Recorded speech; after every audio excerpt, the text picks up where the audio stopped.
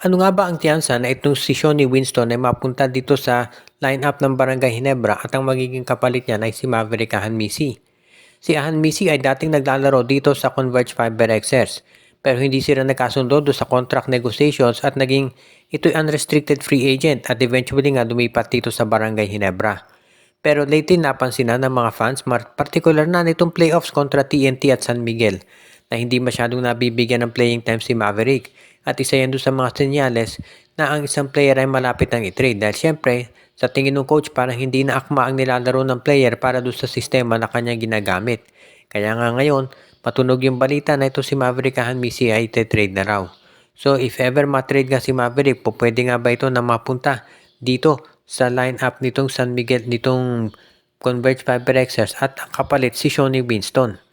Itong pangalan ni Shoni Winston ay parang kay Maverick Ahanmisi in the sense na kabilang din siya to sa mga players na napapabalita na ite-trade na rin. Kung inyo maalala, si Aldin Ayo, yung dating coach mismo ng Converge, ang nagkumpirma na ite-trade nila si Maverick. Pero nagbago ang plano nung natanggal si Ayo at pinalitan ni Franco Atienza. Ngayon, posible rin na naman na matrade dito si Shoni Winston dahil alam naman natin itong Delta Pineda ay gusto niya talaga yung maximum talent na makukuha ng Converge. If ever kaya alam natin na itong Converge FiberXers interesado na makuha itong si Maverick Ahanmisi. Kaya nga sila nag-offer dati ng player. Kaya if ever na talagang matuloy itong trade na to, sa tingin ko magiging patas naman yan at hindi masasabi na lugi ang Converge.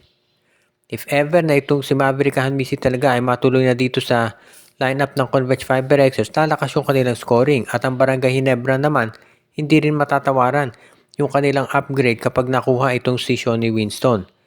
Hindi naman natin kailangan pang ipaliwanag kung bakit gusto makuha ng Ginebra itong si Winston. Dahil kung yun, papanoorin ang laro nito, talagang isa na siya dito sa mga top scorer sa PBA at siya rin yung tinatawag natin na magaling na playmaker. So bali two-way player to si Winston, pwede siyang scoring guard, pwede rin siya na isang point guard. Plus, nag-i-improve na rin yung depensa nito kaya talagang nagiging all-around player siya at magiging bagay sa Barangay Ginebra. Kaya nga itong si Coach Timcon, hindi na ako magtataka kung talagang gusto niya makuha ito si Shoni Winston dahil dahil itong si Shoni Winston kahit nung nasa college pa naman yan ay kilala na yan bilang scorer kaya hindi na ako magtataka ganyan pa rin ang nagiging laro niya dito sa PBA. Kung ikaw naman ang Barangay Ginebra, bukod dito sa pag-acquire kay Shoni Winston, kinakailangan din i-consider mo yung iba pang mga talents na available. Kabilang na dito sa free agency itong si Mac Bello. Maraming mga free agents ngayon na nagta-try out sa iba't ibang kuponan at itong si Bello ay isa doon sa mga pwedeng makuha ng Barangay Ginebra dahil alam naman natin ito si Bello nung yan ay naglalaro dito sa Blackwater Bossing. Yan ay nag-average ng 20 points at 10 rebounds. Kaya nga medyo nag-slow down si Bello dahil nagkaroon siya ng knee injury. Pero ngayon ay nakarecover na ito at naglalaro na doon sa Zamboanga Valientes.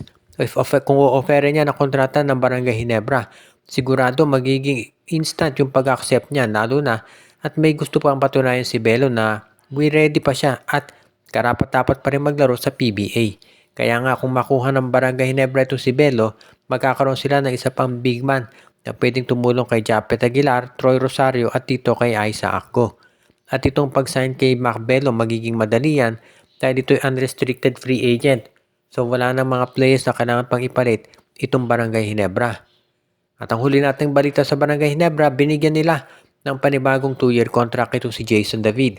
Marami nakapansin na ginagamit na ni Coach Tinko nito si David at yung pagbigay ng kontrata ay isang pweba na tiwala siya.